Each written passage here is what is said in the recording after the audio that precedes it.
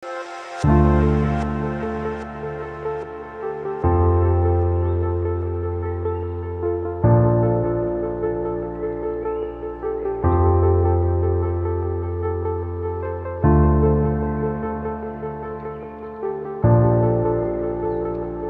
सपना छोटा नहीं होता, कोई शहर बड़ा नहीं होता। इरादे हो बुलंद तो कोई मुकाम पाना मुश्किल नहीं होता। गुड इवनिंग, नमस्ते, जय हिंद। मैं हूं मेजर शिवकामीनाथन और आज हम फिर एक बार मिल रहे हैं एक नई उम्मीद और नए इरादों के साथ, हमारे यंग इंडिया की प्रेरणा को दिशा दिखाने। मेजर जनरल मोर राष्ट्रीय मिलिट्री स्कूल बैंगलोर से पढ़े हुए हैं और 1985 में first battalion brigade of guards में कमीशन हुए। इनके लंबे फौजी तजुर्बे में इन्होंने पंजाब और जम्मू एंड कश्मीर में आतंकवादी इलाकों में खूबी से ड्यूटी की है और साहस और शौर्य के लिए इन्हें सेना मेडल से सम्मानित किया गया।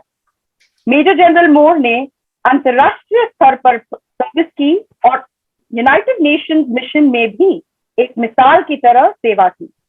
मेजर जनरल मोर लद्दाख सबेरिया के पहले जनरल ऑफिसर कमांडिंग भी रह चुके हैं।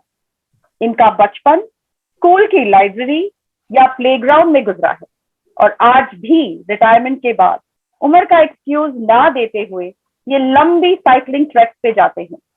Save the Himalaya foundation NGO के ये हेड भी हैं और रिटायरमेंट के बाद एक मोटिवेशनल स्पीकर, ऑथर और गाइड भी हैं।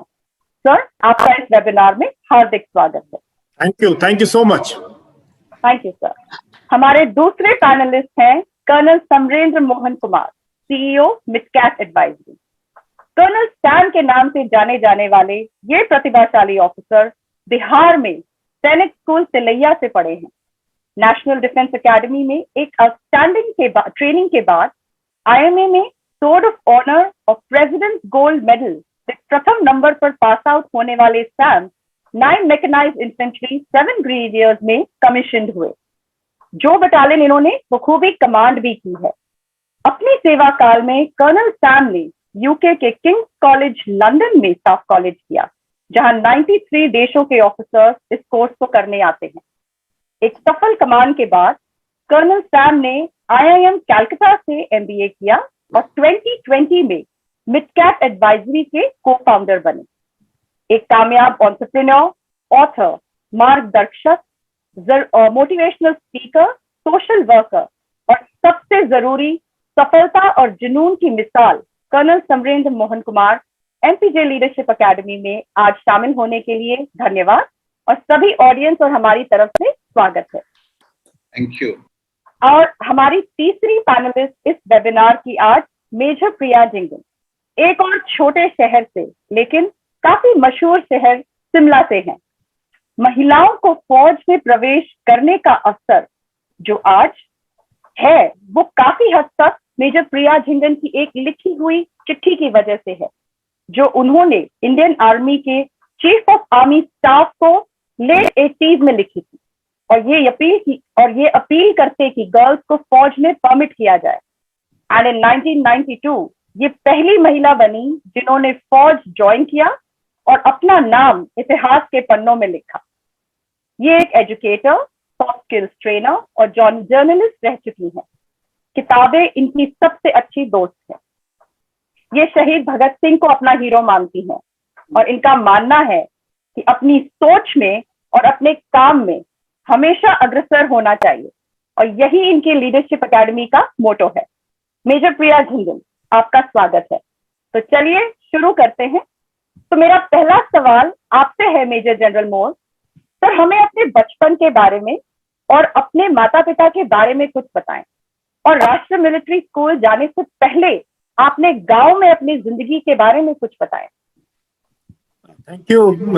एक्चुअली मेरा जन्म जो है एक पास से गांव है, जींद और भिवानी रोड पे, उसमें हुआ था और मेरे पिताजी एक साधारण सिपाही थे आर्मी के अंदर।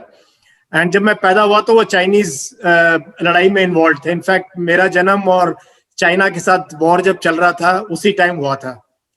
एंड मेरी माँ बिल्कुल साधारण हाउसवाइफ थी बेचारी बिल्कुल अनपढ़ थी। मेरी माँ ने पढ़ना जो है 70 के दशक में सीखना शुरू किया, जब हम थोड़े बड़े हो गए थे।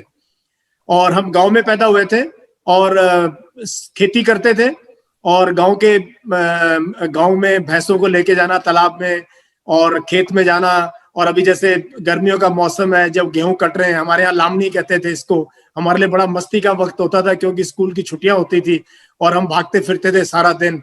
कोई गर्मी नहीं लगती थी, कोई ठंड नहीं लगती थी। और एक बहुत ही ऐसा वक्त था कि हमें कुछ पता नहीं था। संयुक्त परिवार होता था, तो सब मिलजुल के रहते थे। हम 7-8 भाई बहन थे। मेरे पेरेंट्स 3-4 भाई थे, सबके बच्चे एक साथ रहते थे। तो एक बहुत ही मतलब एक साधारण सी जिंदगी थी, जैसी गांव की जिंदगी होती है, मस्ती भरी। लेकिन मेरे फादर को तभी से ये था कि जो है अगली पीढ़ी को जो है हमने सैनिक नहीं बनाना, इनको अफसर बनाना है। तो तब वो बात करते थे इस चीज की, और हमारे पर ये थोड़ी सी पढ़ाई की लगाम लगनी शुरू हुई, और सभी बच्चों को मोटिवेट करते थे कि नहीं, तुमने मिलिट्री स्कूल में जाना है, सैनिक स्कूल में जाना है। तो वो उनकी जो एक जिज्ञासा थी, उनका एक एम्बिशन था, ये पूरा हुआ जब मैंने 1972 में, जब मैं 10 साल का था, मैंने मिलिट्री स्कूल बैंगलोर का एंट्रेंस एग्जाम पास किया और मैं बैंगलोर गया। तब बैंगलोर जाना ऐसे था जैसे अभी यहाँ से कैलिफोर्निया जाना है या लंदन जाना है, बहुत दूर था बैंगलोर, 4 दिन की जर्नी थी। तो घर में सब सोच रहे थे, छोटे से बच्चे को इतनी दूर क्यों भेज रहे हो। लेकिन एक ये जज्बा था मेरे फादर का, और मुझे भी बहुत अच्छा लग रहा था जाने में। तो हम स्कूल में पहुंच गए, और उसके बाद की लाइफ तो एक बहुत ही जबरदस्त लाइफ रही है। But it was very simple childhood, जैसा गांव में होता है। कर्नल सैम, आप बिहार से एक सैनिक स्कूल तिलैया में पढ़े हैं, फिर आपने एनडीए ज्वाइन की और फिर आईएमए में sword of honour and president gold medal प्राप्त किया। आपकी सफलता का क्या राज है? तो मैं जनरल मोर की स्टोरी सुन के अपनी स्टोरी भूल गया एक्चुअली। अपनी स्टोरी, लेकिन मैं भूल गया जनरल मोर की। So firstly it is a huge privilege and honour to be here. So big thank you to MPJ Academy, Major Priya Jhangan. I think you were an absolute role model, so it's a great honor to share. General Yashmore is Dr. Yashmore is somebody I have admired for a long time. So it's absolutely huge honor, and thank you, Major Shiv Kami, for the generous introduction. And big thank you to all the people who have logged in and joined in and who will be watching us. I hope whatever our story is not for us. Our story is for the people who are listening. And even if one person gets inspired and makes a difference to their life, it will be, I think, mission achieved. So हमारी story शुरू करता हूँ। मैं भी more sir की तरह ही joint family से था, गांव में पढ़ता था। हमारा गांव हरियाणा की तरह इतना एडवांस नहीं था। हरियाणा पंजाब बहुत एडवांस्ड में था। बीमारू स्टेट्स में भी सबसे पिछड़ा गांव था। बिहार उसमें भी एक पिछड़े डिस्ट्रिक्ट में था। तो हम गांव में हमारे वो बेंच और वो सब नहीं होती थी, बेंच चेयर्स वगैरह, जैसे मैं अभी चेयर पर बैठ के कर रहा हूँ। So we used to sit on the floor and वही हमारा क्लास होता था। तो मेरा पहला प्रमोशन जल्दी हो गया, 10 साल की उम्र में नहीं, 8 साल की उम्र में। गांव में नहीं थी अच्छी पढ़ाई और हम लोग थोड़ा इंटरेस्ट भी नहीं लेते थे, तो हॉस्टल में भेज दिया गया ना। हॉस्टल भी ऐसा ही था, मतलब बेसिक इंफ्रास्ट्रक्चर, वहां भी जमीन पर ही थी। एंड खाते भी थे अंदर बैठ के ही, डाइनिंग हॉल पर भी used to sit on the floor and eat. कभी कभी कीड़े वगैरह भी निकल आते थे। एंड मोदी जी का स्वच्छ मिशन नहीं लागू हुआ था तब, तो we used to go outdoors only in the morning also, because toilets were very limited. So anyway, so once my mother asked me, she was all of 8th class pass, so she asked me ki my father and mother both passed away last month, so I'm just kind of recovering from the the grave loss. So they passed away last month. So my mother asked me कि क्यों नहीं चले आते हो यार, why don't you come to home? वो खाना भी ठीक नहीं मिलता. I told यहाँ थोड़ा ही रहना है, यहाँ तो 1-2 साल है, उसके बाद तो सैनिक स्कूल चले जाऊंगा. So we used to have that confidence. So then my brother had gone earlier before me. I also went to Sainik school, and then Sainik school में problem was of a different kind. Problem केवल change होती रही life में. वहाँ English की problem थी. So we studied in Hindi medium. So वहाँ गए तो 6th में शुरू किया English पढ़ना, and then there was a problem, maths में fail हो जाते थे. Then later teacher found कि problem is not with maths. Problem is कि हमें समझ में नहीं आता था. Once he explained to us the sums in Hindi, then we were able to do it. Then anyway, by 10th 11th we had got over it. 10th में English में distinction आ गई, ठीक हो गया. बीच में एक और setback था life में, Republic Day parade में मेरा जाने का बहुत इच्छा था, parade वगैरह में भाग लेने का. तो मेरी हाइट थोड़ी कम थी, शायद उम्र अपने क्लास में जूनियर था, मैं यंग था, तो इसलिए हाइट कम होती है बच्चों में जब when you are 12-13। तो फिर मैं दौड़ने में भी अच्छा है, शूटिंग में भी अच्छा है, but I was not selected. तो वो रह गई भड़ास, वो कई साल बाद निकली, बताऊंगा कब, and then once I went to NDA का फर्स्ट डे बहुत इंटरेस्टिंग था। एनडीए पहुंच गए, बहुत टफ सिलेक्शन प्रोसेस होता है, बट जब वहां गया तो देखा यार कि अपनी तो थोड़ी अंग्रेजी माशाल्लाह है, ड्रेस भी थोड़ी कमजोर है।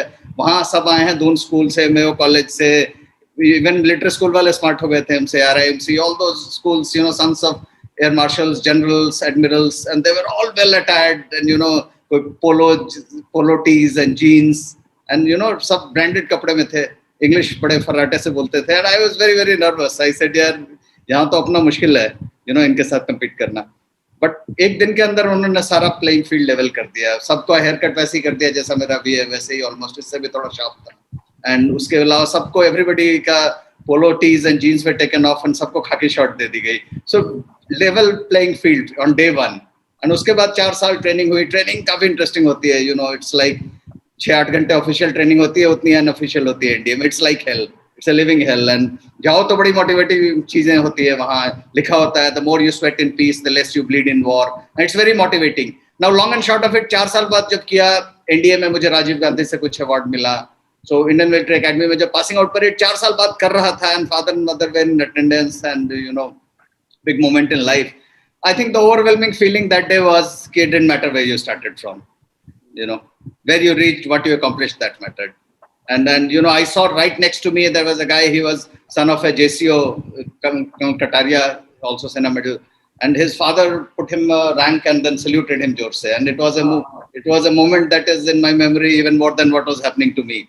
So many memorable moments, but I want to tell the generation youth of today, you are blessed to be born in very very exciting times, because abhi wo eklavya wala zamana nahi hai ki because of your caste or creed or whatever you can't put. Today with a 2500 rupees mobile phone and with almost free data, you can access any knowledge in the world. You can you can put a phone to Yashmore and ask him download all his wisdom and reach Major Priya Jangan and see them live and get motivated. So you are born in exciting times, so it's must make it count. Dream big. अब छोटे शहर में है तो need not dream small, dream big, do big.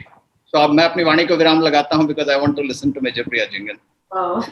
Thank you sir. Firstly, very heartfelt condolences कि आपका ये time आप ऐसे निकले हैं because of your parents who just passed away.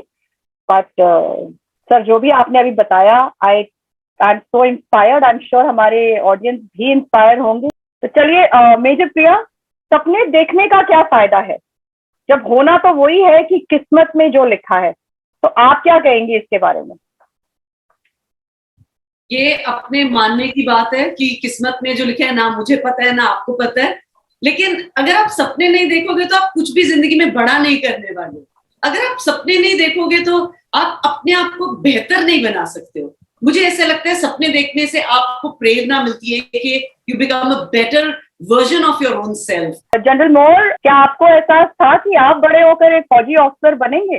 जो स्टूडेंट्स आज हमारे साथ हैं उनको आप क्या कहना चाहेंगे? सर, मैं जब 5th में गया ना, like colonel Sam was telling, मुझे ना इंग्लिश का तो था ही, बैंगलोर तो ऑलरेडी एक कॉस्मोपॉलिटन सिटी था, और मेरे स्कूल में हमारे वेटर और क्लास 4 वाले भी इंग्लिश में बात करते थे साउथ में, बैंगलोर में।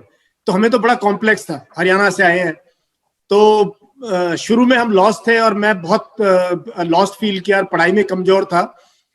लेकिन क्या हुआ ना कि पहले साल में ना मुझे एक छोटे से एक नाटक में हिस्सा लेने का मौका मिला, यमराज की अदालत, और मेरा सिर्फ इतना रोल था कि यमराज की जय हो, और मैं खड़ा था उस पे।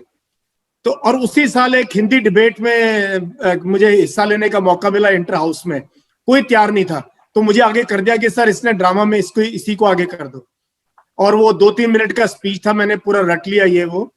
तो इतना मैं बता नहीं सकता जो मेरी लाइफ चेंज हुई। और शुरू के सालों में पढ़ाई में मैं कमजोर ही रहा, आज तक भी मुझे इंटरेस्ट नहीं था ज्यादा टेक्स्ट बुक्स में, बट मेरा इंटरेस्ट था पढ़ने में और स्पोर्ट्स में।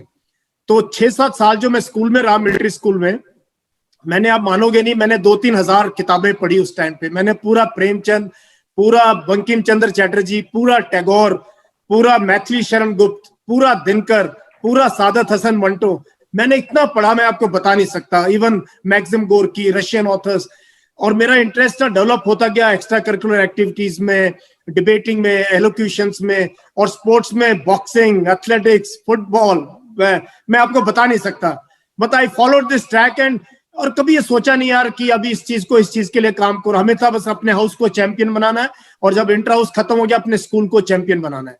और हमने इतना पैशनेटली 6-7 साल जिए, इतनी बार बंकिंग करी, ऐसे काम किए, मैं आपको बताऊं तो आप हैरान हो जाओगे कि स्कूल में जो लीडरशिप, इनफैक्ट मेरा एक बहुत लेख है जो काफी प्रचलित है आजकल मीडिया पे, कि हमने मिलिट्री स्कूल में रहते हुए कैसे लीडरशिप के लेसन स्कूल में सीखे, अपने आप ही सीखे। तो ये नहीं था, बट ये था कि हाँ जिंदगी में कामयाब जरूर होंगे।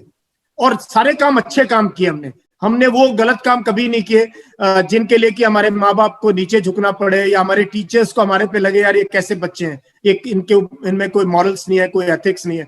तो बदमाशियां करी, बट इतना फोकस थे हम जीतने के लिए और कंपटीशन में हिस्सा लेने के लिए। बाद में तो खुद ही अपने प्ले लिखते थे, उसको स्टेज करते थे स्कूल के लिए और बाहर जाते थे कॉम्पिटिशन्स में हिस्सा लेने के लिए। और एक फितूर था, एक जज्बा था मेरी पूरी क्लास में। और हम 20-21 जने थे मेरी क्लास में जब 12th में पास आउट हुए, उसमें से हम 4 मेजर रैंक पे पहुंचे हैं। मतलब बहुत हैरानी की बात है, 3-4 ब्रिगेडियर रैंक में पहुंचे हैं।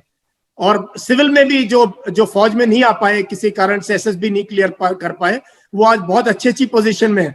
और जो मतलब ये एक, इसीलिए मैं कहता हूँ स्टूडेंट्स को जहां भी मैं जाता हूँ कि ज्यादा मत सोचो पढ़ाई लिखाई का, ये आ जाएगी कभी ना कभी अपने टाइम पे, बट रिमेन फोकस। और एक जज्बा, एक पेट में ना एक आग रहनी चाहिए और दिल में एक ना कुछ जलना, हलचल रहनी चाहिए 24 घंटे कुछ करने के लिए।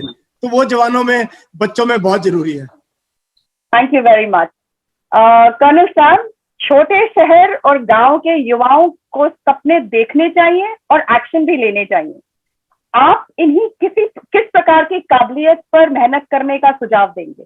सबसे पहले तो 2-3 चीजें अभी बताई जो ऑलरेडी आ चुकी हैं, उसके ऊपर मैं दोबारा नहीं जाना चाहता। प्रिया ने बताया the importance of dreaming and dream big. And छोटे शहर में कोई जरूरी नहीं है कि आपके ड्रीम छोटे हों, छोटे शहर में भी आपको बड़ा ड्रीम करने का अधिकार है। So second is general Mor told about the importance of being focused. उसको हम अपनी कंपनी में, एक हमारा मोटो है, एक्चुअली क्रेडो है, do less to do more. हमारे चेयरमैन हैं general Sudhir Sharma, he always says do less to do more, so वो इम्पोर्टेंस ऑफ वो फोकस, वो जो जज्बा, वो बड़ा इंपॉर्टेंट है जो मोर से। एंड थर्ड जो इम्पोर्टेंस ऑफ रीडिंग जो उन्होंने बताया। सो मैं इसको थोड़ा सा कैरियर एंगल से ले लेता हूँ मैम, बिकॉज कैरियर एंगल से I don't know whether if that question will come up later, but career angle से ले लेता हूँ कि जब भी आप कैरियर का चॉइस करते हैं, आई थिंक 3 चीजें बड़ी इंपॉर्टेंट है। फर्स्ट है, एंड मुझे अच्छा सौभाग्य था कि मैं पहले सरकार में था, उसके बाद मुझे कॉर्पोरेट में मौका मिला और उसके बाद मैं एंटरप्रेन्योर में था। अब लगता है एंटरप्रेन्योर इनिंग्स भी खत्म होने वाली है, सोशल सर्विस शुरू होने वाली है।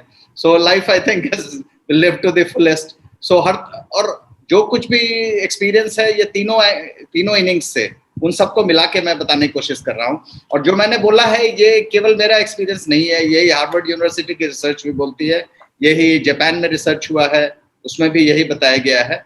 So I think career choice is a function of 3 things. One is market, सबसे इंपॉर्टेंट है मार्केट, एंड उसी ऑर्डर में। दूसरा है पैशन और तीसरा है स्किल्स। इन तीनों को एक बार लेते हैं, तीनों में बड़े 30 सेकंड लगाऊंगा। Market is a function of demand and supply. क्या डिमांड में है? मैं एक अपना एग्जांपल दे सकता हूँ। मैं 2007 में मैंने army uniform, I hung uniform on the last day of command of my unit on a high. I was doing very well. I would like to believe I was number 1 in my batch. And I came out and I had no job. And I used to tell people I'm good. And then they used to say, yes, you are good.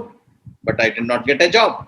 But मेरे batch के जो भी signals के थे, जो communications branch के थे, उन दिनों 2007 में, if you remember, telecom boom चल रहा था। हर सारे सर्कल्स के लाइसेंस 2-3 से लेके 12-13 ऑपरेटर्स हो गए थे। सबके पास 3-3, 4-4 जॉब्स थे। It was very disheartening. लेकिन पहला लेसन मैंने सीखा कि मार्केट डजंट रिस्पेक्ट कि आप में क्या काबिलियत है। Market is all about demand and supply. You have to be on the demand side. हम लोग जिद्दी आदमी हैं, वैसे हमें फिर भी मार्केट ने रिस्पेक्ट नहीं किया तो हमने डिमांड क्रिएट कर दिया, ठीक है, बट वो बहुत डिफिकल्ट रास्ता है, वो मैं नहीं एडवोकेट करता हूँ लोगों के लिए। So what ever is in demand, please go towards that, ठीक है ना। हर समय डिमांड चेंज होते रहता है। पहले कोई ऑयल एंड गैस डिमांड में था, फिर रिन्यूएबल एनर्जी डिमांड में आया, पहले कुछ और था, फिर कंप्यूटर डिमांड में आया, फिर कोडिंग डिमांड में आया, फिर अब artificial intelligence, machine learning, blockchain, ये सब टेक्नोलॉजी डिमांड में आ रहा है और पेस ऑफ चेंज बहुत तेज हो रहा है। सो हमेशा देखना पड़ेगा कि मार्केट क्या है, demand. So it's a statement of fact, market is statement of fact. The second is passion. Passion is about you. General More Life wants to play. I want to read. Somebody else wants to do. My son is pursuing sports management because he dropped a year after 12th. He always wanted to play. He wanted to do something related to sports. Byju's में नौकरी भी की, लेकिन वो भी छोड़ दिया क्योंकि बोला नहीं, खेलना ही है. So जो भी, somebody, one of my nephews, was into engineering, one of the top colleges in the country, and then छोड़ के अभी म्यूजिक कर रहा है. So passion में अगर आप रहेंगे ना, if you like to play golf, play golf. Major Priya Jhingan wants to be a role model for people and wants to motivate the youth of India, bring up. She should do that. More sir wants to motivate people. So passion में अगर आप करेंगे ना, तो आपकी longevity होगी और आपको थोड़े कम भी पैसे मिलेंगे, ये वो तो मजा आएगा. अगर भैंस चढ़ने में मजा आता है, थोड़े पैसे कम भी मिले तो चल अच्छा रहेगा. Whatever you enjoy doing. So second is passion. Do follow your passion. ठीक है ना. वो ड्रीम और पैशन ये सब रिलेटेड हैं जो मेजर प्रिया ने बोला था. And third is skills. Of course जो काम करते हैं, जिसके लिए कोई आपको पैसे दे रहा है एम्प्लॉयर, तो उसके लिए आपके पास स्किल्स होने चाहिए. बट स्किल्स के शेल्फ लाइफ आजकल 5 साल है.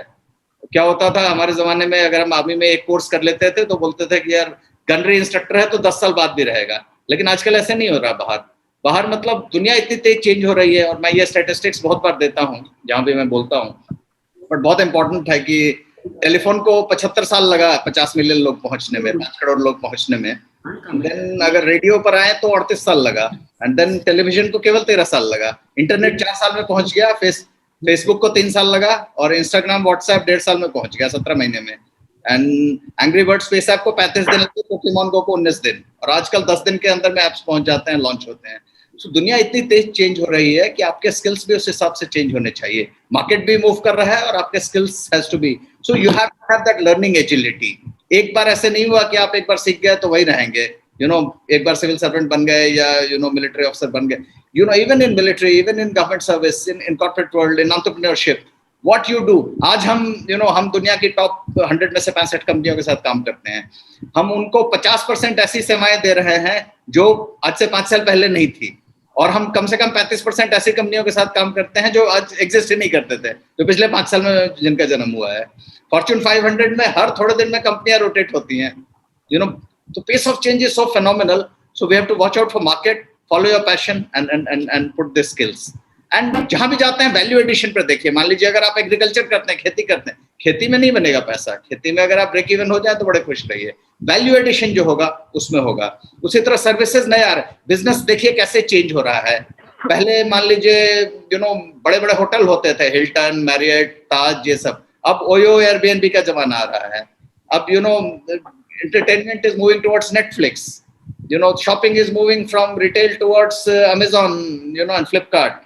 So everything is moving from a platform based model, जहां पर की प्रोडक्ट बनता था, फिर मार्केटिंग होती थी, फिर उसकी पैकेजिंग होती थी, एंड फिर उसके बाद पूरा चेन आता था, उसके बाद कस्टमर आता था. अब ऐसा नहीं है. प्लेटफॉर्म बना है and platforms are scalable. So the whole world is moving. So see the nature of change and keep following it. And you have to be a lifelong learner. So that learning agility has become hugely important. Thank you. Thank you, sir. Market को देखना जरूरी है, passion भी जरूरी है, and skills. जब ये तीनों चीजें एक साथ मिक्स होके बराबर बैलेंस प्रोपोर्शन में होंगी, तभी आप एक सक्सेसफुल इंसान बन पाएंगे अपने जो भी फील्ड में है. Thank you sir. मेजर प्रिया, जब आपने चीफ ऑफ आर्मी स्टाफ को लेटर लिखा और आपको पता लगा कि महिलाओं को सेना में प्रवेश करने के लिए 2 या 3 साल लग जाएंगे, तो उन 2-3 सालों में सेना में शामिल होने के लिए आपने क्या तैयारियां की या क्या चीज ऐसी करी जिससे आप प्रिपेयर हुए? उस वक्त उस टाइम कोई ऑनलाइन इंफॉर्मेशन अवेलेबल नहीं थी कि क्या किया जाए, क्या ना किया जाए. तो बचपन से I was a very poor eater. मुझे खाने पीने का कुछ शौक नहीं था, तो मम्मा वगैरह हमेशा डांटते रहते थे खाने के लिए. लेकिन अब मैंने ये अपने ऊपर ले लिया कि मुझे अच्छे से खाना पीना है और अपने आप को खूब तगड़ा बनाना है. I was very lanky. तो ये काम शुरू किया मैंने. तब ये फास्ट फूड वाला कोई मसला नहीं था, तो घर वाला ही खाना खाना शुरू कर दिया.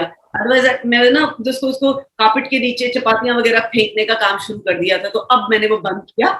और वो देखा कि चपातियां खुद ही खा रहे हो, दबा नहीं रहे उधर उधर। और जो सबसे इम्पोर्टेंट काम मैंने किया, हम लोग पहाड़ में चलते तो बहुत है, लेकिन मैंने दौड़ने को अपनी दिनचर्या का एक इम्पोर्टेंट हिस्सा बना लिया। I started running, I made it a point कि रोज मुझे दौड़ने जाना है। और वहां पे बाय चांस एक टाइक्वांडो का कैंप लगा हुआ था, मैंने वहां जाके पता किया तो वो सिर्फ लड़कों के लिए कैंप था। तो मैंने उनको बोला कि प्लीज मुझे भी ले लो, मेरे बाद बहुत सारी लड़कियां ज्वाइन करेंगी। तो उन्होंने इस चक्कर में आके बोला कि ठीक है चलो आप ज्वाइन कर लो।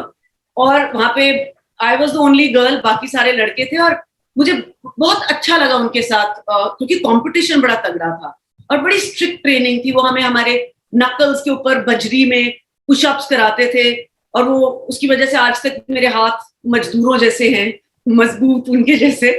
और उसके बाद वो हमें, हमारे जो उस्ताद है वो हमें बोलते थे अपने पेट की मसल्स को बिल्कुल टाइट करो लेट के, और फिर वो एक पेट से दूसरे पेट के ऊपर जंप करते थे, छलांगे लगाते थे। तो I became very physically strong.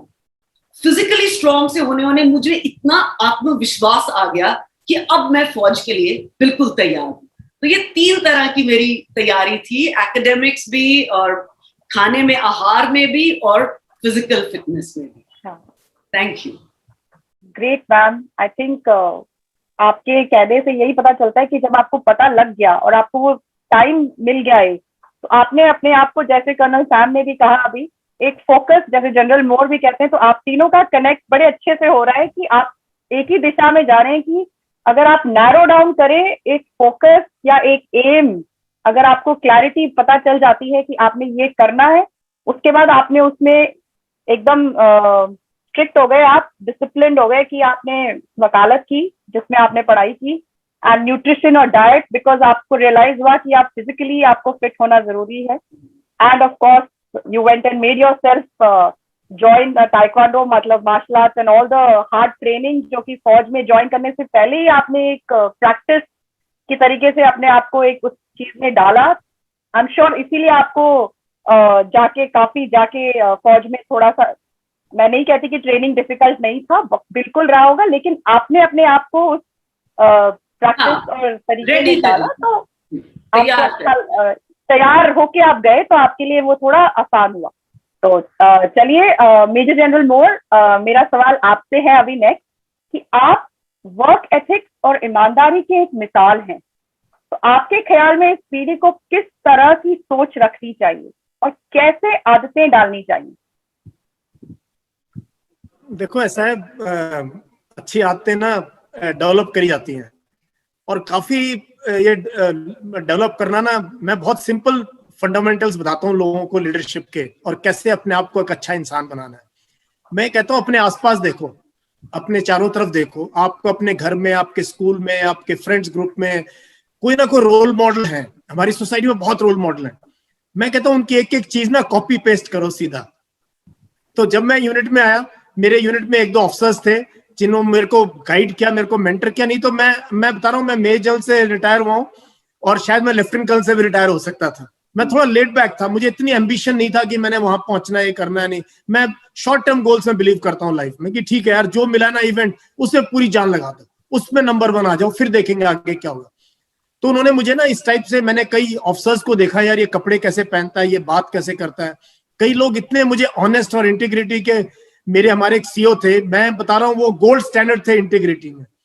उनको हमने देखा, वो सीओ है, वो एक पैसे की चीज इधर से उधर नहीं कर सकते थे। तो एज अ यंग ऑफिसर ना, हमारे ऊपर, हमारे समाज में, हमारे माहौल में हमने बहुत लोगों को देखा कि यार इस टाइप के लोग हैं। फिर मुझे कई ऐसे उस टाइम पे रोल मॉडल मिले जो कि बिल्कुल गांव से आए हुए थे, शॉर्ट सर्विस से आए हुए थे। उन्होंने यूनिट में आके, फौज में आके जो है ना, बहुत स्ट्रगल करके सीओ के रैंक तक पहुंचे, स्टाफ कॉलेज पास किया, विदेश में गए, और वो कहते थे यार तुम घबराओ मत, तुम गांव से तो क्या हो गया, तुम सबसे चैंपियन बन सकते हो। और मैंने इस टाइप से देख के मैंने खुद पाया कि जब तक मैं आई थिंक इंडियन आर्मी के बहुत कम लोगों में ऐसे यंग कैप्टन में यूएन मिशन में गया सिलेक्शन के थ्रू। वो एक मतलब हमारी जिंदगी बदल गई। 1993 में मैं विदेश में गया, क्योंकि शायद हमारे में एक वो मेहनत करने की एक जज्बा था, एक आगे बढ़ने का ना एक जुनून था। और ऐसे लोगों की बहुत जरूरत है, समाज को भी जरूरत है, फौज को भी जरूरत है। तो मैंने ये रियलाइज किया। उसके बाद हमने स्टाफ कॉलेज पास किया, फिर मैं सेकेंड स्टाफ कॉलेज करने के लिए ढाका में मेरा सिलेक्शन हुआ, जहां पर कि I was the only Indian officer and I was competing with Pakistani officers, there were 3 of them. In fact मेरा एक आर्टिकल है 2 माइल रन इन ढाका, जो इतना पॉपुलर हुआ, वो पाकिस्तान चला गया, और पाकिस्तान से मुझे अभी फीडबैक आया कि सर वहाँ पूरी आर्मी में एक जनरल मोर है, इंडियन आर्मी में सब लोग जानते हैं, जो कि लेख मेरा एक एक्सपीरियंस के ऊपर था। जब मैंने एक 2 मील की दौड़ दौड़ी ढाका के अंदर, और मैंने सोचा नहीं था, मैं लेफ्टिनेंट कर्नल था, मैं 40 साल से ऊपर मेरी एज थी, लेकिन एक जज्बा था और मैं उसमें सबको मैंने हरा के मैं सबसे आगे आया। उसमें कोई कुछ अचीव करने के लिए नहीं, लेकिन एक वहां रोल मॉडल बन गया। इंडियन ऑफिसर को देखो, ये कर्नल है और इतना फिट है, ये कहां से इसमें ये आ गए और हमें क्यों नहीं है ये। तो मैं इस पीढ़ी को यही कहता हूं कि यार जो भी करो, पढ़ाई करो, कोकल एक्टिविटीज करो, स्पोर्ट्स करो, एक अच्छे इंसान बनो अपने समाज में, अपने माहौल में। ऐसी हरकतें मत करो जिससे कि कुछ ना आपको ऊपर लोगों को जो है शर्म आए या वो हो। तो ये जज्बा, ये अपने आप को अडेप्ट करना, अपने आप को इनोवेट करना, हर रोज अच्छे लोगों की संगति में रहो, अच्छी किताबें पढ़ो। लोग मतलब मैं डिस्कवरी ऑफ इंडिया, मैं एक्सपेरिमेंट विद ट्रुथ, मतलब मैं इतना भगत सिंह का, अब लोग फोटो रोज छाप लेते हैं कि आज सबकी डीपी 23 मार्च को वो थी, बट भगत सिंह की जो आइडियोलॉजी है, किस शख्स किस टाइप का वो इंसान था, वो बहुत कम लोगों को पता है। तो मैंने ये देखा इस पीढ़ी में बहुत ये विन विन जनरेशन है।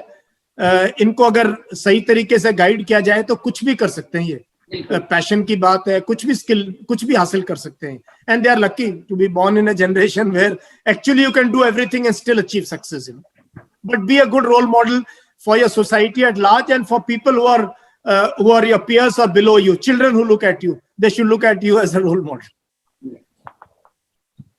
बिल्कुल सर, यही हमारी भी उम्मीद है, बिकॉज एक जज्बा जो आप कह रहे हैं वो बहुत जरूरी है। एंड आज की डेट में हमारे युवाओं को बहुत कुछ opportunities and chances and variety of options हैं सर, बट वो जो स्पीक आप जैसे लोगों से जो मिलनी चाहिए, वो अगर इनको correct role model and guidance के तरीके से मिले तो आई एम श्योर वो करेक्ट चैनल और डायरेक्शन और दिशा में जाएंगे, और डेफिनेटली इंडिया को हर एक फील्ड में एंड जगह में प्राउडली रिप्रेजेंट करेंगे।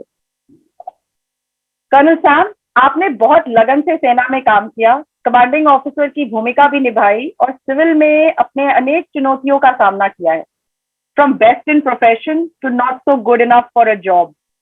तो आपने इस तजुर्बे के बारे में अपने युवाओं को कुछ बताएं, और इस दौर में क्या जॉब अपॉर्चुनिटीज हैं, इस पर भी कुछ प्रकाश डालें। आपने ऑफ कोर्स बताया सर कि मार्केट, पैशन एंड स्किल तो है ही, उसके अलावा भी अगर आप कुछ प्रकाश डालें। Job opportunities, I told you कि आजकल जॉब अपॉर्चुनिटीज की श्रिंकिंग साइकिल है, 5 साल के लिए है। तो जॉब के बदले अगर आप ट्रेंड्स को फॉलो करें, जैसे कि एक बड़ा ट्रेंड मैंने बताया था कि the business is moving from pipe model to platform model, ये बहुत बड़ा शिफ्ट है। पहला चीज मैंने बताया था कि टेक्नोलॉजी बहुत तेजी से इम्पैक्ट कर रहा है एंड इसलिए बिजनेस मॉडल्स चेंज हो रहे हैं बहुत तेजी से।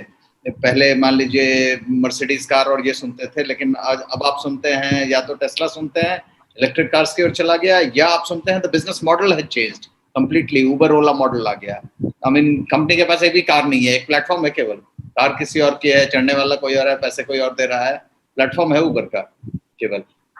सो the whole model is changing. पुराने जमाने में, जैसे कि मैं आपको एक ये समझाने की कोशिश कर रहा हूँ, ये पाइप और प्लेटफॉर्म मॉडल बिकॉज इंपॉर्टेंट है।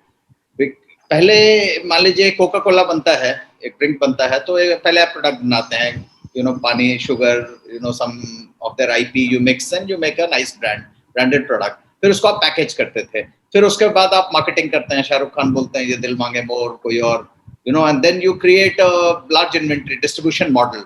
बहुत जगह यू नो दुकानों में that is available in IndiGo flight also and it's available in my village also. So बहुत बड़ा, एंड देन कस्टमर आता था। बट आजकल यू नो, एंड इसी तरह होटल्स वगैरह में था, पहले जमीन खरीदिए, फिर उसके बाद ब्रिक बाय ब्रिक बनाइए, ये बनाइए। But you know when founders of companies like Airbnb came, they question this model. They said यार दुनिया में इतनी रूम ऑलरेडी पड़ी है, यू नो, रहने वाले भी बहुत हैं, all you need is a platform to connect people. कहते ये जो आर्टिफिशियल डिफरेंस है कि ये 4 चीजें आप करेंगे, प्रोडक्ट बनाएंगे, मार्केट करेंगे, यू नो डिस्ट्रीब्यूशन चैनल बनाएंगे, ये सब की जरूरत नहीं है, आर्टिफिशियल है। We all live in the same ecosystem. General Mor के पास 2 घर है, एक में रह सकते हैं, एक को दे सकते हैं एयरबीएनबी को या ओयो को, यू नो, कल फिर गए तो दोनों रह सकते हैं। किसी आपके पास कार है तो आप एक दिन चला सकते हैं, अगले दिन किसी और कंपनी को दे सकते हैं, किराए पर लगा सकते हैं Uber. So they started questioning, people like Travis Kalanick, people like, founders of Uber and all. So they started questioning the whole model. तो पूरी दुनिया यदि आप देखेंगे तो बड़े मॉडल से प्लेटफॉर्म मॉडल की ओर जा रही है, और ये बहुत बड़ा पैराडाइम शिफ्ट है हमारे इसका। और बिजनेस तो ट्रेंड्स की ओर पिकअप कीजिए कि ट्रेंड्स क्या हो रहा है, and trends is lot driven by technology, trends is lot driven by artificial intelligence, blockchain, machine learning, augmented learning. इस जो अगर आपको मेंसुरेशन और ट्रिग्नोमेट्री पढ़ने में उतना वो नहीं होगा इंपॉर्टेंट जितना कि स्टैटिस्टिक्स पढ़ना है, बिकॉज डेटा एनालिटिक्स वगैरह बहुत इंपॉर्टेंट हो रहा है। तो you have to, I think, look at trend. You have to speak English not because ये अंग्रेजों की लैंग्वेज थी, because it's the language of the world. ठीक है, if China becomes an important power, learning Chinese is becoming important. So you have to look at what is the fundamental trend in the world and then put that, but while doing so, don't forget the passion. अगर आप agriculture में देखते हैं तो you have to look at again value addition. I said manufacturing में India का बहुत अच्छा नहीं रहा है रिकॉर्ड, और जहां भी होगी वो भी हाई एंड मैन्युफैक्चरिंग होगी। So if you're looking at agriculture, value add. If you're looking at manufacturing, high-end manufacturing.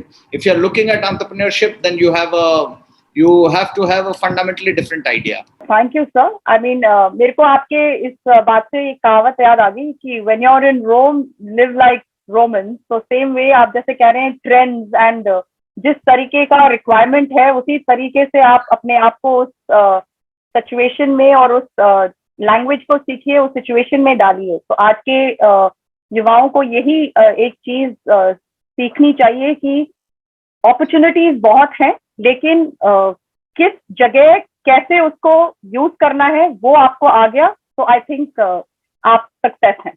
एक चीज मैं बताना चाहता था, if you allow me, because कई लोग सवाल मेरे से कई बार पूछते हैं यंगस्टर्स कि सर मैं तो नॉन टेक की हूँ, आपने तो केवल टेक्नोलॉजी और टेकीज की बताई, तो उनके लिए मैं एक किताब बताऊंगा। जल मोर ने भी बोला था कि पढ़ना अच्छी आदत है, the techie and the fuzzy. तो आप यूनाइटेड स्टेट्स ये सब में जाएंगे, कनाडा वगैरह में, जो सिलिकॉन वैली वगैरह में, सो वहाँ non techies are called fuzzies. So techie and the fuzzy तो बहुत अच्छी किताब है, जिसमें आप बताएगा कि दुनिया में ज्यादा डिमांड उनकी होने वाली है जो रेपिटेटिव जॉब और मशीन वाली जॉब नहीं कर सकते, जो ह्यूमन फीलिंग्स, इमोशंस, तो जो सोशियोलॉजी और इंटरनेशनल रिलेशंस और ये सब पढ़ना है, उनका फ्यूचर बहुत ब्राइट है। So they don't have to worry. So just I want to put that reassuring note. So please read that book, The Techie and the Fuzzy. Thank you so much, sir. And I don't have personal interest in that book. I have interest in this book in which I have been covered, but I have no interest in that book. Achha.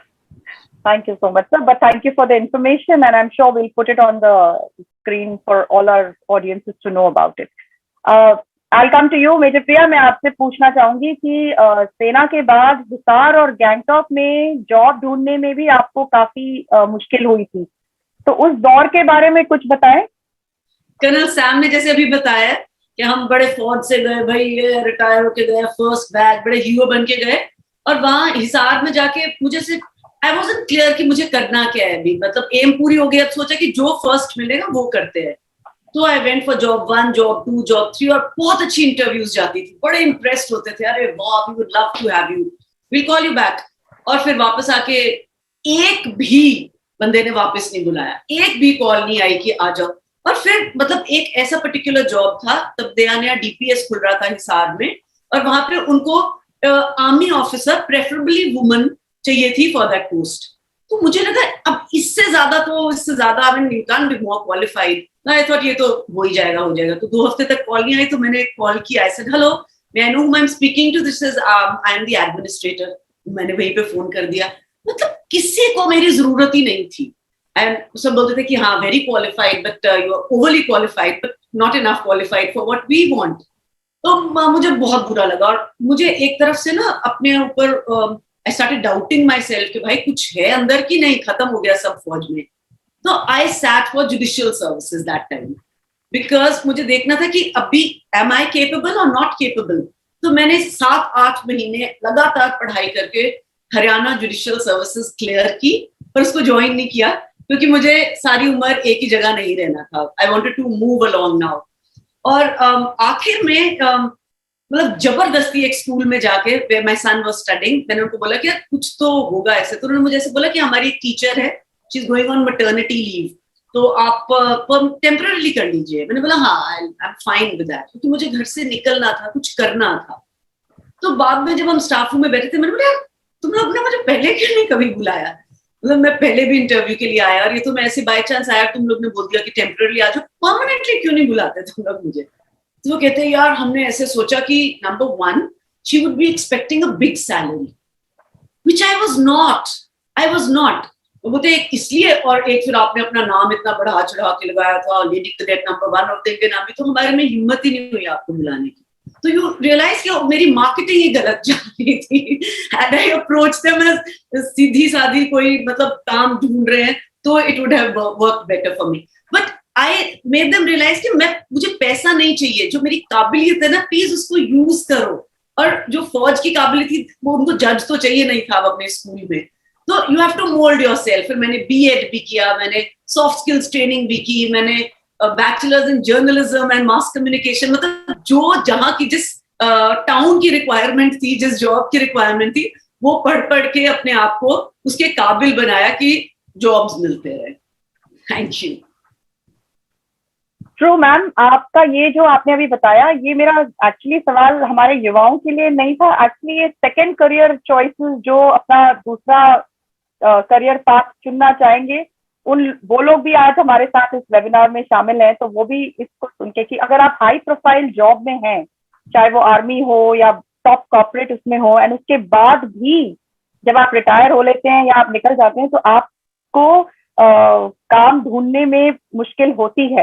अगर colonel Sam की advice मुझे 25 साल पहले मिल गई होती तो मेरे career options कुछ और ही होते आज तक। आज बिल्कुल ma'am, I totally understand and agree with you. आज तो यही हमारे अब जो ऑडियंस एंड दर्शक हैं, प्लीज आप इस चीज का फायदा उठाएं।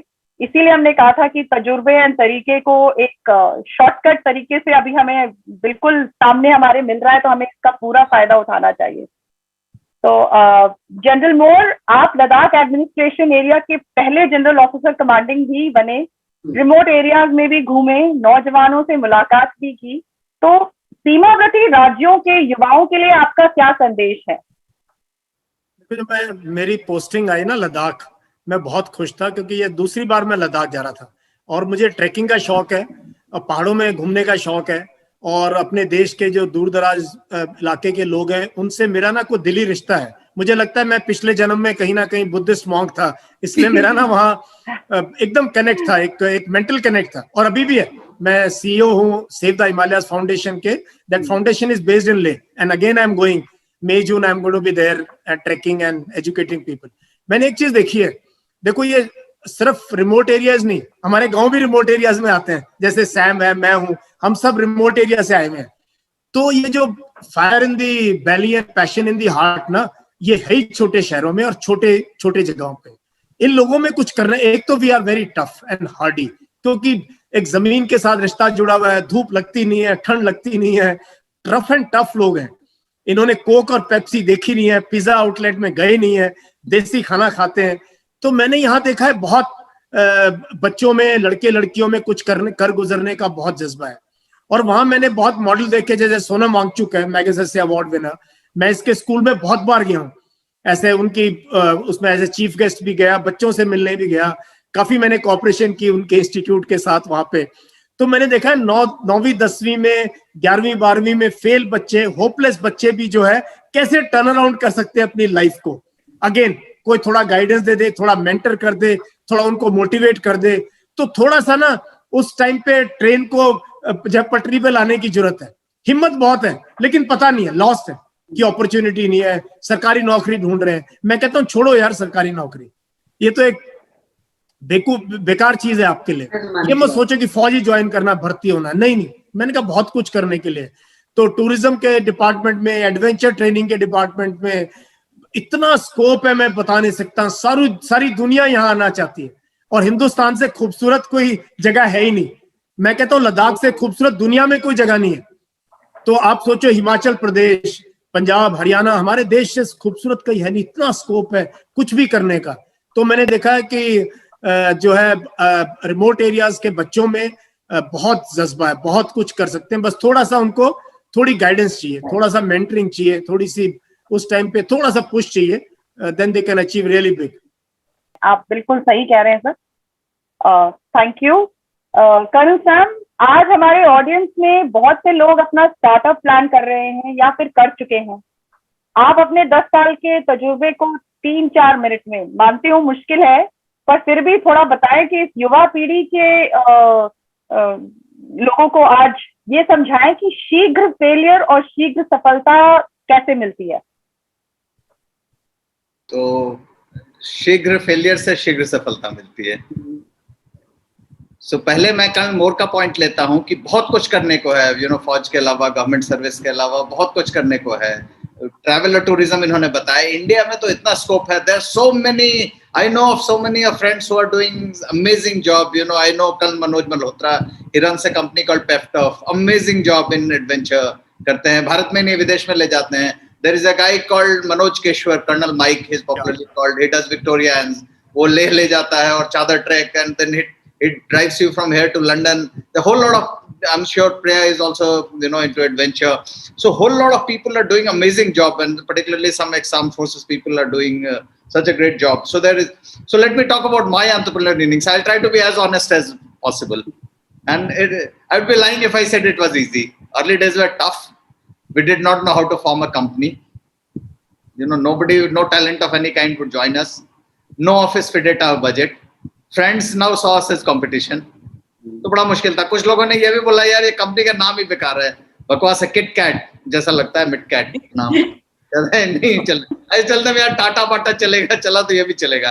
I had read the story like general more said ना, मैंने भी प्रेमचंद की सारी पढ़ी थी, 5-6 तो मुझे डिबेट में प्राइज में मिल गई थी। तो उसमें पढ़ी थी एक हामिद की, तो हामिद का चिमटा था, तो ये that was like all weather friend. आपने भी स्टोरी पढ़ी होगी, Idgah, the very iconic story of. तो मैंने बोला यार टाटा बाटा चलता है, हमारा मिड कैट भी चलेगा। And today it's very funny कि 10 साल बाद when we are working in 25 countries, when we are seen as an entrepreneurial success story, पता नहीं हम सक्सेसफुल है या नहीं, बट लोग बोलते हैं कि है। We have been covered in books, we have been covered in case studies in management schools. So अब लोग बोलते हैं यार बड़ा स्लिक है नाम, उनमें कुछ वही लोग बोलते हैं यार क्या नाम है यार, you guys are visionaries. So nothing succeeds like success. So, but let me tell you my learnings. I think the first thing is differentiate or die. Be distinct or extinct. आपने बोला था कि I like this line. Be distinct or extinct. अगर कुछ नया नहीं करेंगे तो मरेंगे। पुराने, the pace of change is so fast कि you have to differentiate or die. The second is कि there is no right or wrong age to be an entrepreneur. Kentucky fried chicken बड़ी फेमस ब्रांड है, तो उनके जो founder थे उन्होंने 66 साल की उम्र में शुरू की थी। मार्क जुकरबर्ग वगैरह ने यूनिवर्सिटी की डॉर्मेट्री में शुरू की थी, हम लोगों ने बीच में अर्ली 40s में शुरू की। So there is no right or wrong age to be an entrepreneur. You can start with any time. Focus बड़ा important है। जो भी आप अपना आइडिया लेते हैं ना, और इस पर मैं वापस आऊंगा, because do less to do more. Because अगर आप फोकस नहीं रहेंगे, मैं आई मीट यंग एंटरप्रेन्योर्स, वो मुझे कहते हैं यार मैं ये भी कर रहा हूँ, ये भी कर रहा हूँ, ये भी कर रहा हूँ, and some of them are listening to this show, एंड मैंने बोला यार तू गारंटी है तो तीनों में फेल होगा। मैंने कहा मैं अपना नाम बदल दूंगा, ठीक है, अगर तीनों में सक्सीड हो गया तो। I said you will succeed if you choose one that you are passionate about, which the market is in demand, and then you hire some complement people with complementary skills and very bright people to drive that passion, and उसमें भी करते जाओ कि क्या और छोड़ सकते हैं। Now if we got into security, people used to say security consulting कौन करेगा, हम बड़े मंडेन से काम करते हैं, but we started doing, और अब हम कहते हैं यार ये नहीं करना, ये नहीं करना, ये नहीं करना। The more we are able to say ये नहीं करना, the more we are succeeding.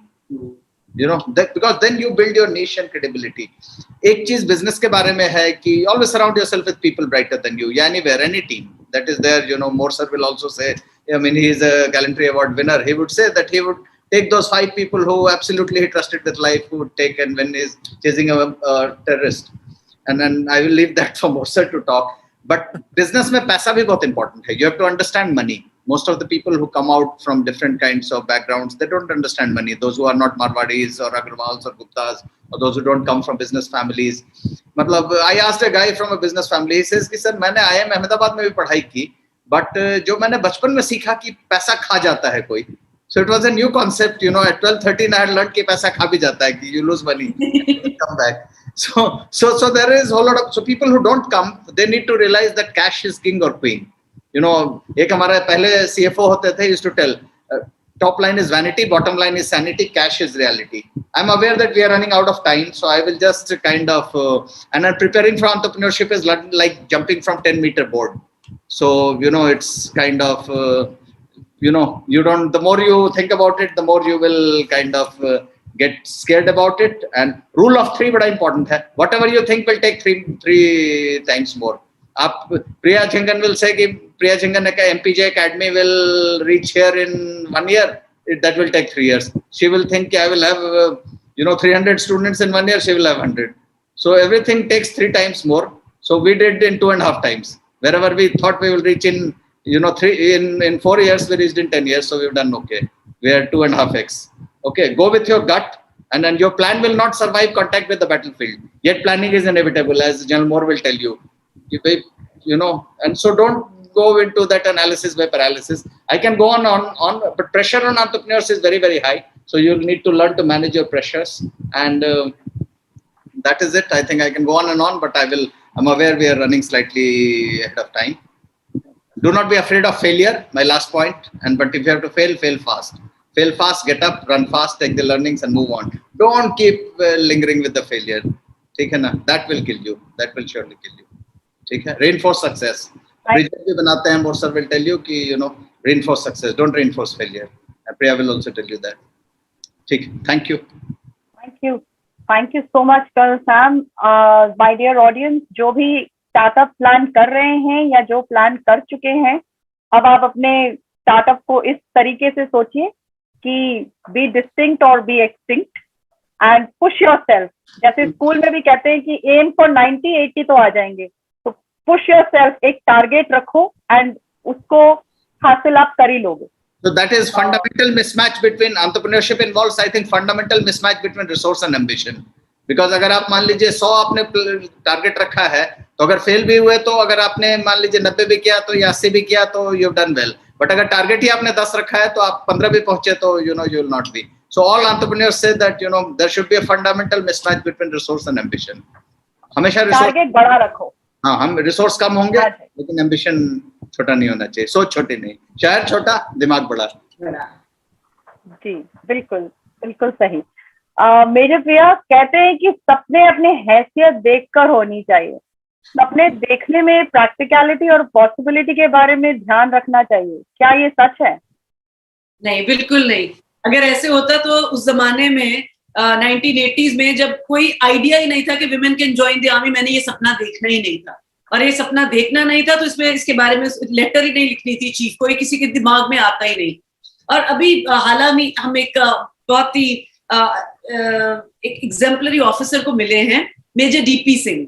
तो मेजर डीपी सिंह बहुत छोटे से शहर से, फ्रॉम जगाधरी, और वो बड़े हुए रूरकी में उन्होंने अपनी पढ़ाई वगैरह की.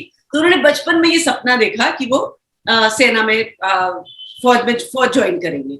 और लेकिन क्या हुआ कि वो पढ़ते पढ़ते जब तक 11वीं में पहुंचे, due to Mandal Commission he failed his exam.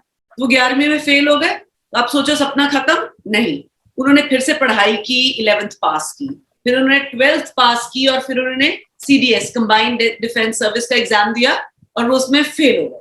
फिर उन्होंने फिर भी उसको मतलब हैसियत उसके आगे फिर उन्होंने दोबारा CDS दिया, उस CDS में पास हो गए तो SSB में फेल हो गए.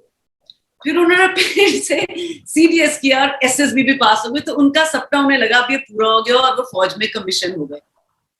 Look at life tragedy. वो फौज में 2 साल भी उनके अभी पूरे नहीं हुए थे कि कारगिल लड़ाई शुरू हो गई, और एक बहुत ही भयानक विस्फोट में वो बहुत बुरी तरह जख्मी हो गए. और जब तक उन्हें हॉस्पिटल लेके गए उनका बहुत खून बह गया था, और वहां जाके डॉक्टर्स ने कहा कि शायद he has been brought in dead, पर ऐसा नहीं था. वो जिंदा थे, और उन्हें जिंदा रखने के लिए जरूरी हो गया कि उनकी राइट टांग को एम्पुटेट करना पड़ा. और तब उनका क्या सपना होगा आप सोचो. मतलब अपनी हैसियत में इंसान क्या सपना देख सकता है कि मैं खड़ा हो जाऊं, मैं जिंदा रहूं, मैं चल पाऊं. उन्होंने उस वक्त एक सपना देखा कि वो अपनी आर्टिफिशियल टांग के साथ दौड़ेंगे, मैराथन दौड़ेंगे. हैसियत. और देखिए आज उन्होंने 26 से ज्यादा मैराथन्स कर चुके हैं. उन्होंने वो इंडिया के फर्स्ट ब्लेड रनर हैं और कितने सारे अवार्ड्स के विनर हैं.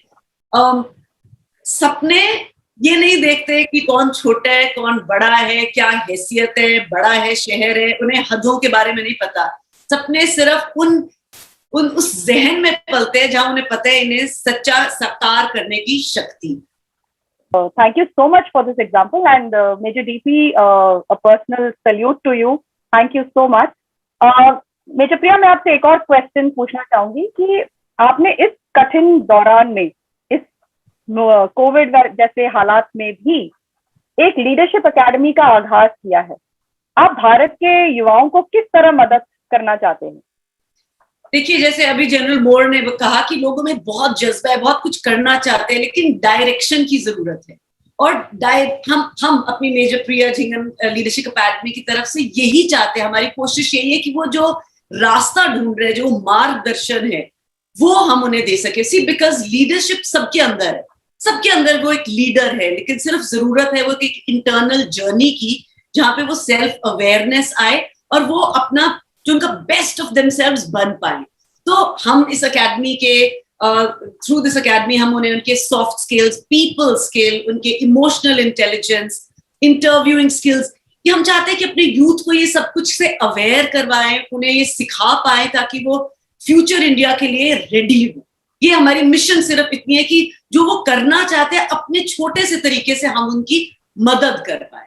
और हमने मतलब we are open for them कि आप आइए, हमें किसी तरह की भी हमारे से सहायता मांगिए, we are there to help you. The aim of this academy is just to show the way to the youth. That is the mission behind this academy. आप बिल्कुल सही अपने लक्ष्य में हैं मेजर प्रिया, कि आप हमेशा अग्रसर ही हैं। आपका मोटो ऑफ द एकेडमी भी यही सोच लेके चल रहा है।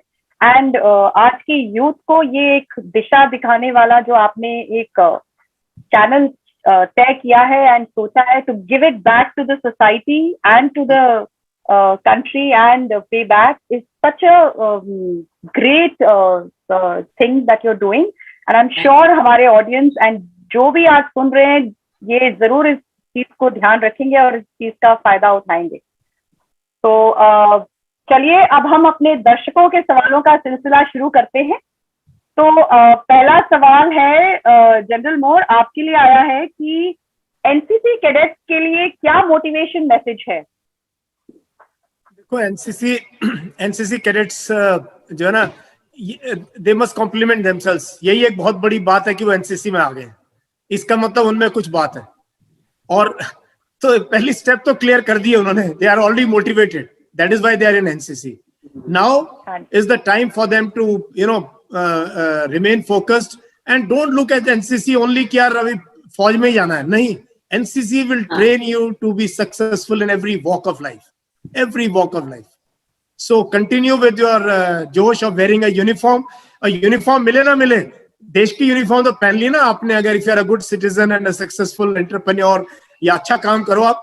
And NCC also teaches you to mix different regions of the country. और मैंने एनसीसी का एक बहुत बढ़िया इनका एक कैंप लगता है हर साल, नेशनल इंटीग्रेशन कैंप। तो एक बार मैंने अमृतसर में इनका कैंप एड्रेस किया था, मैंने अपनी ब्रिगेड में, मैं आर्मर्ड ब्रिगेड में कमांडर था, और एक बार ले में मैंने इनवाइट किया इनको कि मैं सब कुछ करूंगा, आप वहां पे आओ।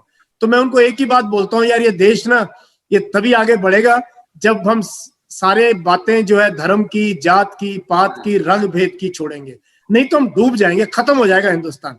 लेकिन इस चीज से निकलना हमारे जवानों के लिए, हमारे नौजवानों के लिए बहुत जरूरी है। मेरा सबसे पैशनेट मैसेज रहता है कि यार देश को बचाना है ना, तो धर्म की राजनीति, धर्म की जो बैगेज हम कैरी कर रहे हैं ना अपने घरों से, अपने कस्बों से, अपने मोहल्लों से, हमारे समाज से, इस जहर को छोड़ दो। ये वायरस से किसी तरीके से एंटीवायरस ढूंढो और हाथ जोड़ के सबके हाथ पकड़ के साथ चलो, ये देश तभी आगे बढ़ेगा। और एनसीसी ये सबसे बड़ा उदाहरण है इस देश के अंदर नेशनल इंटीग्रेशन का।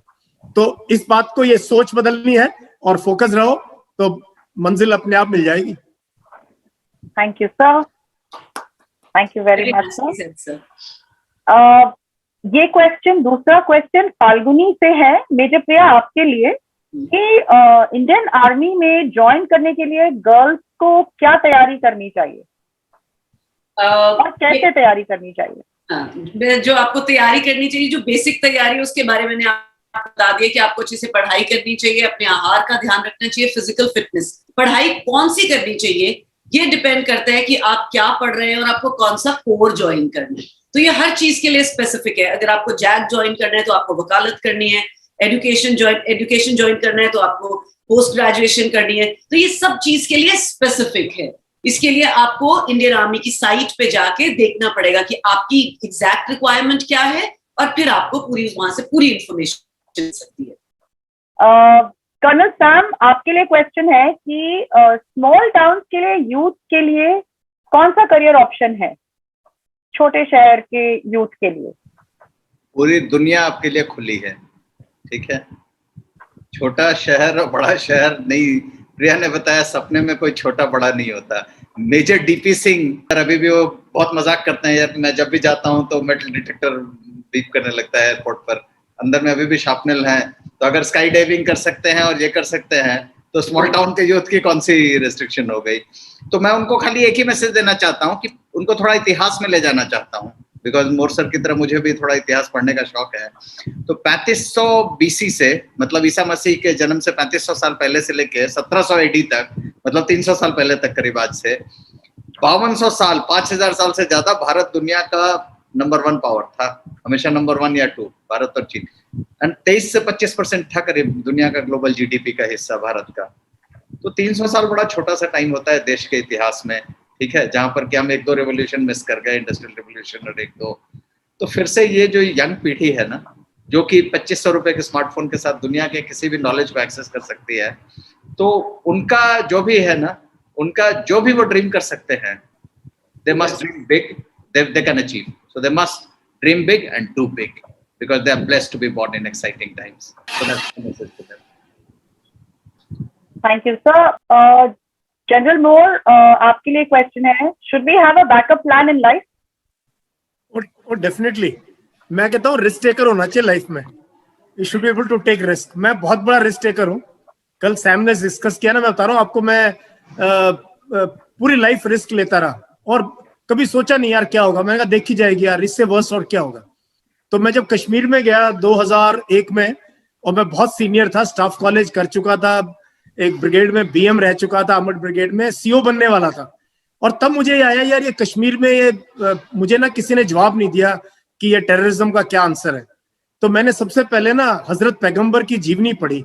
मैं बड़ा इंस्पायर हुआ उस शख्स से। मैंने कहा यार पिछले 2000 साल में अगर टॉप 10 ह्यूमन बींग्स में हजरत पैगंबर उसमें है, फिगर करते हैं।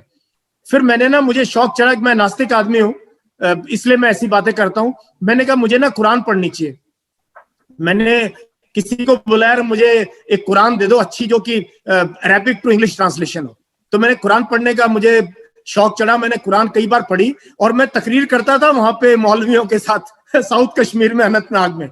और उससे मुझे इतनी इंस्पिरेशन मिली, मैं बता नहीं सकता कि वो 2 साल हर रोज हम कफन बांध के निकलते थे अपने कैंप से, लेकिन ईमानदारी से इतना काम किया कि हमने इतनी कामयाबी, जो मेडल पहनता हूं बहुत छोटा है वो, जो हमारी जो कामयाबी, उस पर कभी पिक्चर बनेगी आप देखना, या कोई किताब आएगी तो दुनिया के रोंगटे खड़े कर देगी वो किताब जिस दिन निकलेगी।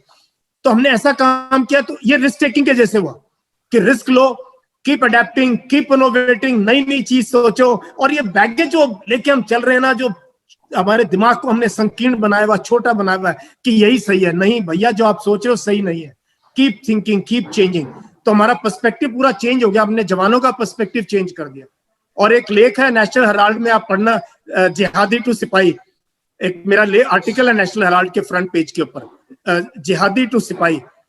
एक जिहादी मैंने पकड़ा था जिंदा, उसको मार देते, ये असूल था हथियार के साथ। हमने कहा नहीं यार ये इंसान हिंदुस्तान का बच्चा है, पाकिस्तानी होता दूसरी बात थी। और वो आज फौज के अंदर हवलदार है वो।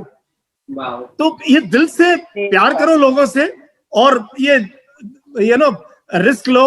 और जिंदगी एक बहुत बड़ी मैराथन है, ये 100 मीटर रेस नहीं है, 200 मीटर। तो जो कंपटीशन में रहते हैं ना छोटे छोटे, उसमें वो ठीक है, बट जो है ना दूर की सोच करो और बदलने की सोच करो। अपने आप को बदलो सबसे पहले, और फिर लोगों को बदलो अपने पास। और जैसे हम एक तालाब में पत्थर फेंकते हैं तो देखा ना उसके जो सर्कल है बाहर की तरफ निकलता है, ऐसे ही छोटे छोटे लीडरशिप है। आप छोटा सा काम करो, धीरे धीरे धीरे धीरे लोग जो आपको फॉलो करते हैं, आपकी बातों पे गौर करते हैं। तो मैं यही कहूंगा कि रिस्क लो और दूर की सोचो और बदलो, अपने आप को बदलो और फिर समाज अपने आप बदलेगा। बिल्कुल। थैंक यू जनरल मोर। मेरा तो एक थोड़ा सा नजरिया, इसी सवाल को थोड़ा सा आगे और बढ़ाएं, because you should add different view point. तो जो मेजर जनरल मोर ने बताया वो मैं बिल्कुल सहमत हूँ इसमें, और एक चीज इसमें और ऐड करता हूँ, उनका पुराना पॉइंट, कि जब आप कंटिजेंसी प्लान बनाते हैं तो it doesn't mean loss of focus. Focused रहना बहुत जरूरी है। और आजकल एंटरप्रेन्योरशिप में हम एक और चीज बताते हैं, नारायण मूर्ति ने लिखा था और इसके ऊपर बहुत डिबेट हुआ कि there is no plan B. Entrepreneurship में बोलता है प्लान ए करो, बहुत तेजी से करो, मेक इट सक्सीड और fail fast and then get on to the next one. तो एक वो भी मॉडल आजकल चल रहा है, बट दे ऑल, जो बेसिक उसका है एसेंस वो सेम है, but people say there should never be lack of focus. Try a thing, it doesn't work, कोई बात नहीं है, लाइफ में you can do something else. So whatever he said is not to take away from lack of focus. You should always be focused in life and then succeed, and if you have to fail fast. देखो, हर एक को, आप शायद वो एक कहते हैं ना, आप एक दीवार को धक्का मार रहे हो कि मैंने यहाँ जाना है, लेकिन साइड में दरवाजा है। बिल्कुल। तो इसमें ऑब्स्टिनेट नहीं होना है, हम ना फोकस रहो जी, यही करना है। No, you keep pushing the wall. नहीं होती तो यार साइड में लेफ्ट या राइट टर्न करो, एक खिड़की है उसमें से आप जल्दी से कूद मार के बाहर आ जाओगे। देखो यार, ये तो मैं टोटली कुछ और ही कर रहा था, मेरे में कुछ और है। तो ये flexibility of mind and adaptability is very very important at each stage in life. Be flexible.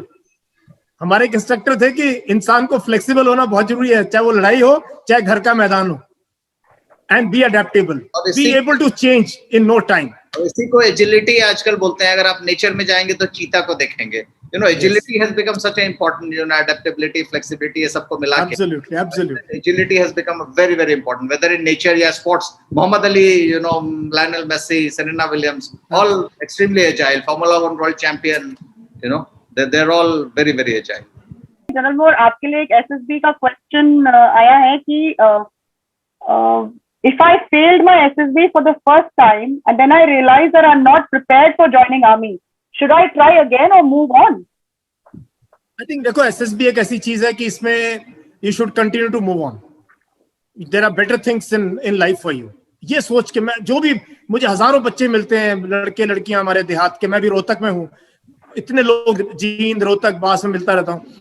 मैं हमेशा कहता हूँ यार उसको बिंदास स्टाइल से जाओ, फौज ने ले लिया, थैंक यू वेरी मच, नहीं लिया तो यार मेरे पास बहुत कुछ करने के लिए। ये सोच के मत जाओ कि अरे नहीं हुआ तो क्या हुआ, बिकॉज ये एग्जाम ऐसा है, अनफॉर्चुनेटली ऐसा एग्जाम है। ये आपकी काबिलियत का एग्जाम नहीं है, ये आपके सुटेबिलिटी का एग्जाम है।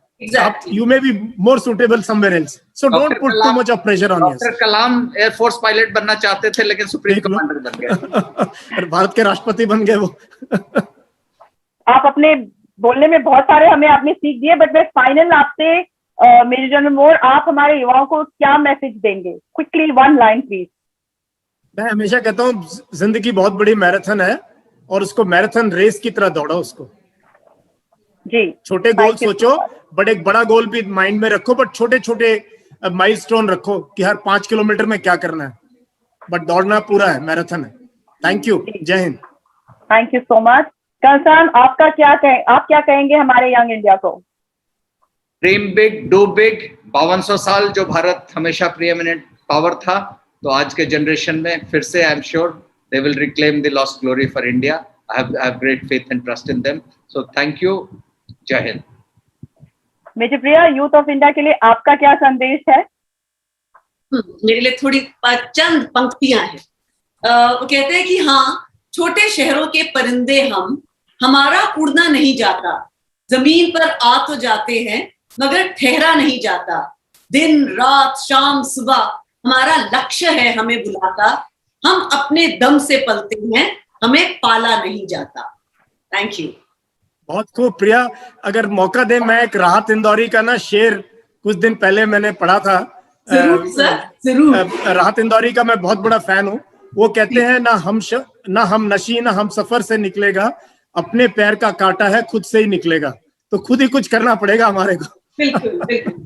जिस समय को देखते हुए हमें ना चाहते हुए इस प्रोग्राम को अभी समाप्त करना होगा, लेकिन हमें विश्वास है कि आपको इस वेबिनार को सुनने में और बहुत सारी चीजों को जानने में बहुत मजा आया होगा।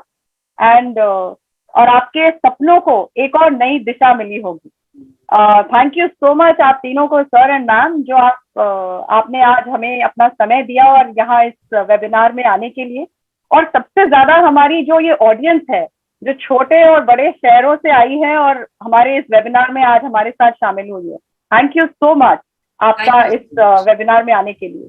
तो देखते ही रहिए और हमारे वेबसाइट www.priyajhingan.com को जरूर फॉलो कीजिए। And major general Yash Mor, colonel Sam और मेजर प्रिया को आप फेसबुक और इंस्टाग्राम में भी फॉलो कर सकते हैं। एंड फिर मिलेंगे नेक्स्ट वेबिनार में। Do keep watching us. मैं हूँ मेजर शिवकामी नाथन। नमस्ते, जय Hind. Thank you so much. Thank you, General Moore. Thank you, Colonel Sam. Thank you, Shivaga. Thank you.